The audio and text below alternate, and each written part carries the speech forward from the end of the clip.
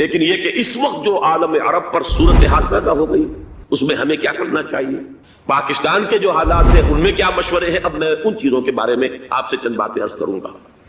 پہلی بات تو یہ ہے کہ مشرق وسطیٰ کے مسئلے میں اس کے پس منظر کو سمجھ لینا چاہیے۔ ہمارے بہت سے احباب جو ہے وہ فوری طور پر وقتی صورتوں کو جیسے کہ حالات و واقعات ہوتے ہیں صرف انہی کے اعتبار سے رائے قائم کرتے ہیں، چیزوں کا پس منظر جو ہے نگاہوں کے سامنے رہنا چاہیے۔ اس صدی کا ایک مختصر سا نقشہ ذہن میں رکھیے، یہ 20ویں صدی کے آغاز کے وقت جسے ہم پورا کہتے ہیں مڈل ایسٹ، بلکہ صرف مڈل ایسٹ نہیں، پورا شمالی افریقہ سلطنت عثمانیہ کا حصہ تھا، خلافت عثمانیہ، لیبیا، الجزائر، مصر، پورا حجاز، یمن، پورا عراق، شام، اور یہ شام ہی کے حصے ہیں در حقیقت، اردن اور لبنان، یہ سب یہ شام عرب، عراق عرب، یہ پورا علاقہ خلافت عثمانیہ یہ اس کا حصہ تھا۔ پہلی جنگ عظیم میں انگریزوں نے عربوں کو بغاوت پر آمادہ کیا، غداری پر آمادہ کیا، انہوں نے خلافت عثمانیہ کے خلاف بغاوت کی، بیج بوئے ان کے دلوں کے اندر نفرت میں، ابھارا انہیں تم ترکوں کے غلام کیوں ہو، تمہیں خود حاکم ہونا چاہیے، تم کھڑے ہو جاؤ ہم مدد کریں گے، تم بغاوت کرو، تم ان ترکوں کے خلاف ہماری مدد کرو، ہم تمہیں آزاد کر دیں گے، تم اپنے پاؤں پر خود کھڑے ہو جانا۔ یہ بہت ہی ہمارے لیے دردناک المیہ ہے اس پہلی جنگ عظیم کا۔ کرنل لارنس جیسا شخص، برطانوی استعمار، اور اس کے نتیجے میں عربوں نے بغاوت کی۔ اور اس قدر دردناک بات آپ کو بتا رہا ہوں، میں پہلی مرتبہ جب سن 62 میں حج کے لیے گیا مدینہ منورہ میں، ابھی وہ ریل کے انجن کھڑے ہوئے تھے۔ یہ ترکی کے زمانے میں، سلطنت عثمانیہ کے زمانے میں بغداد سے مدینے تک ریلوے لائن تھی۔ یہ پورا ایک عالم سلطنت عثمانیہ، صرف سلطنت نہیں، خلافت عثمانیہ، پوری ٹرینیں جو ہے ترکوں کی اڑائی گئی، ہزاروں ترکوں کو شہید کیا گیا، یہاں تک کہ صحن حرم میں شہید کیے گئے سینکڑوں ترک۔ یہ جرم تھوڑے نہیں، معمولی نہیں۔ آج جس کی سزا مل رہی ہے معلوم ہونا چاہیے کہ وہ جرائم کون کون سے تھے۔ اب بھی جو لوگ گئے ہیں انہوں نے دیکھا ہوگا ترکی کا قلعہ موجود ہے اوپر پہاڑی کے اوپر، حرم کا جو سب سے بڑا دروازہ ہے باب ملک عبد العزیز، اس کے سامنے ایک لائبریری ہوتی تھی، اب تو غالباً وہ بھی گرا دی گئی ہے، اس کے پیچھے پہاڑی پر ترکوں کا قلعہ ہے پرانا، اس پر توپیں موجود تھیں۔ جب بغاوت ہوئی ہے جو حرم میں آئے ہوئے تھے ترک فوجی، ظاہر بات ہے نہتے، وہ تو نماز پڑھنے آئے ہوئے تھے، ان کو وہاں ذبح کیا گیا ہے، اور ترکوں نے اپنی توپیں استعمال نہیں کی کہ کہیں بیت اللہ کو کوئی اذن نہ پہنچ جائے۔ بہرحال یہ غداری ہوئی ہے پہلی جنگ عظیم کے دوران، اور نہ صرف ترکوں پہ عربوں نے کی ہے۔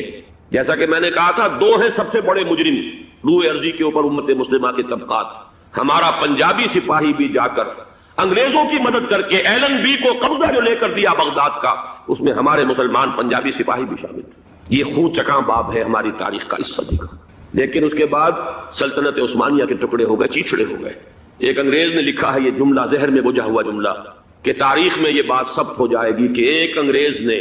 اس سلطنت کے ٹکڑے کر دیے کہ جو عمر فاروق نے قائم کی تھی رضی اللہ تعالیٰ عنہ۔ یہ پورا عالم، یہ تمام علاقہ کس نے فتح کیا؟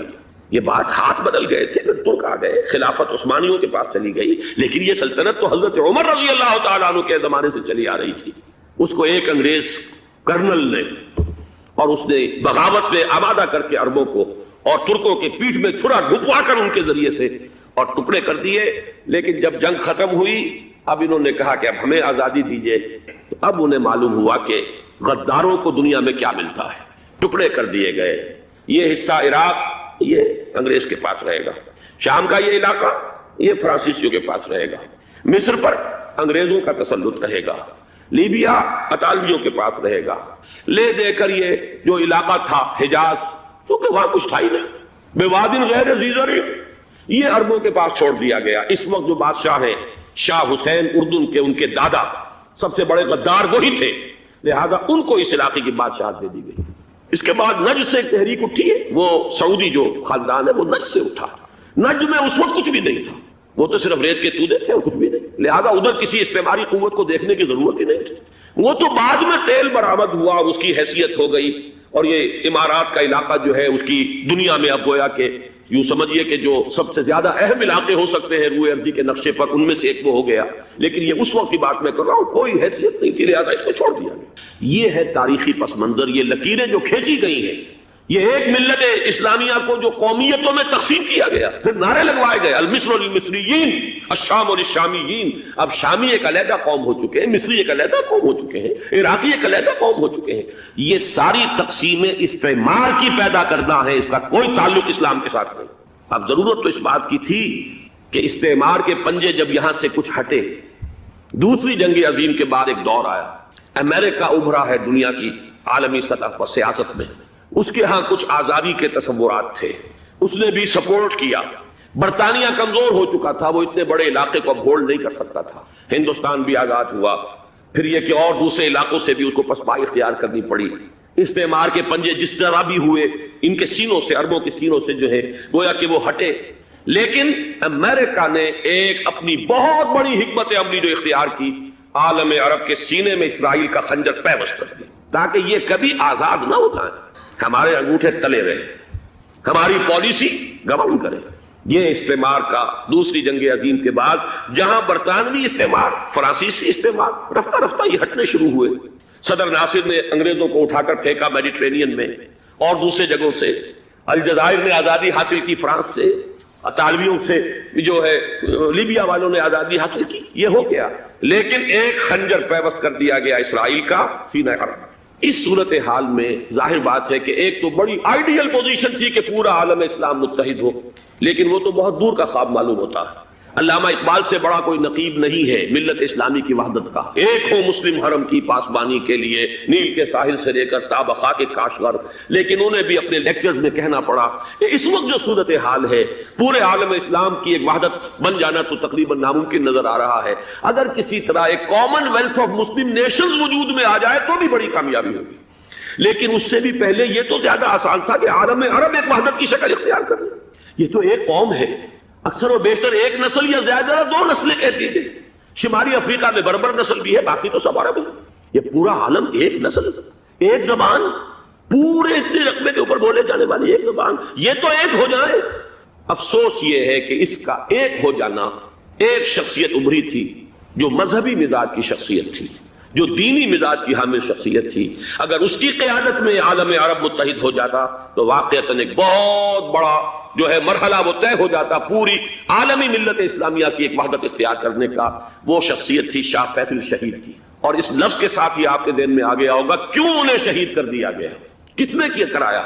کہاں سے تعلیم حاصل کر کے آیا تھا وہ جس نے شہید کیا شاہ فیصل شہید کو، اس کی گردن پر کون سوار تھی، وہ یہودی لڑکی کے جس کے فوٹو بھی شائع ہوئے، ایک گردن پر اٹھائے کھڑا ہوا شہزادہ اپنی ایک یہودی دوست کو، لڑکی کو، اور وہی ہے کہ جس نے جا کر پستول سے شہید کیا ہے۔ جان اچھی طرح جان لیجئے، جیسے بارہا میں نے عرض کیا ہے کہ حضرت عمر کو شہید کرنے والا کہنے کو ابو لولو فیروز تھا، لیکن اس کے پیچھے پورا ایرانی نسل پرستی کا جو پورا پس منظر ہے، اسے تو ہر شخص جس کی ذرا بھی نگاہ جو ہے جو صرف منظر کو نہ دیکھ رہی ہو، پس منظر کو بھی دیکھنے والی ہو، وہ تو جان دے گی کہ ابو لولو فیروز ایک فرد کا نام نہیں تھا، وہ ایران کا انتقام تھا عالم عرب سے۔ بالکل اسی طریقے سے یہ امریکی استعمار کا ہتھ کنڈا تھا، اسے محسوس ہوا۔ شاہ فیصل مذہبی مزاج کا شخص، یہ ابھر رہا ہے، اور یہ شاہ فیصل کی حکمت عملی کا ذرا آپ اندازہ کیجئے۔ لاہور میں سمٹ کانفرنس ہوئی، اس میں وہ آئے، سب سے ٹاورنگ پرسنالٹی پورے اس وقت عالم اسلام کے اندر شاہ فیصل کی تھی، اور وہ گویا کہ ایک بہت ہی جس کو کہا جائے کہ ایک بہت ایلڈرلی، ایک بزرگانہ ایک شخصیت جو ہے، اور انہوں نے اپنے دولت کے دروازے، عرب میں وہ مشہور تھے کہ نہایت خسیس اور بخیل انسان ہے، اس لیے کہ وہاں وہ خرچ کرتے تھے حساب کتاب کے ساتھ، لیکن ان کے خزانے کھلے ہوئے تھے عالم اسلام کے لیے، ادھر بھی مدد ہے، ادھر بھی مدد ہے، ادھر بھی کام ہو رہا ہے، ادھر بھی کام ہو رہا ہے۔ پھر انہوں نے تیل کا ہتھیار استعمال کر کے ایک دفعہ امریکہ کو دن میں تارے دکھا دیے تھے، لہذا ان کا ہٹایا جانا سین سے یہ امریکی استعمار کے لیے لازم تھا۔ اب لے دے کر رہ گئے کون؟ سیکولر مزاج کے لوگ۔ پہلی اٹیمپٹ جمال عبد الناصر نے کی، ناکام ہو گیا۔ قذافی صاحب نے کوشش کی کہ وہ ان کی جانشینی حاصل کر لے، ناکام ہو گیا۔ اب ایک تیسری شخصیت صدام حسین کی، ملحد ہے، اسلام سے کوئی سروکار نہیں، باس کا فلسفہ، سیکولرزم پلس عرب نیشنلزم، یہ اصول ہے، لیکن یہ ہے کہ یہ شخصیت اب ابھر کر ایسی آئی ہے کہ اس سے اس وقت یہ جان لیجئے، میں امریکہ میں بھی عربوں سے مل کر آیا ہوں، سعودی عرب میں بھی اب میں وہ دیکھ آیا ہوں، نوجوان نسل جو ہے عربوں کی، پورا جو دوسرے عرب ممالک ہیں جہاں پر کہ مذہب کا اتنا چرچا ہی نہیں ہے، پورا فلسطینی عرب، جارڈن کے عرب، شامی عرب عوام وہ سب کے سب صدام کے پیچھے ہیں، اس لیے کہ انہیں نظر آ رہا ہے کہ ایک شخص پھر ایسا پیدا ہو کر سامنے آ گیا ہے جو شاید عالم عرب کو پھر یونائٹ کر دے، اور یہ ہے اصل وہ شے کہ جو امریکہ کے لیے کسی صورت میں قابل قبول نہیں۔ دولت کے یہ ذخائر، خلیج کی یہ دولت، سیال سونا اور اس کے ذخیرے، اور یہ کسی طریقے سے یہ امریکہ کے زیر اثر نہ رہے، یہ ہے وہ شے جو اسے برداشت نہیں ہے۔ وہ کوئی اربوں کی محبت میں نہیں آیا 2.5 لاکھ فوج لے کر، وہ کوئی شاہی عرب جو خاندان ہے سعودی، اس سے اس کی کوئی دلچسپی نہیں ہے، کوئی پتہ نہیں کہ وہ خود ان کو ہٹا دے اور وہاں پر کوئی جمہوری ڈھانچہ جو ہے وہاں پہ کھڑا کروا دے خود امریکہ۔ اس لیے کہ سعودی عرب میں دیکھ آیا ہوں حالات، اگرچہ ظاہر بات ہے کہ زیادہ گہرائی میں تو وہاں جانے کا موقع ہی نہیں ہوتا، بہت ہی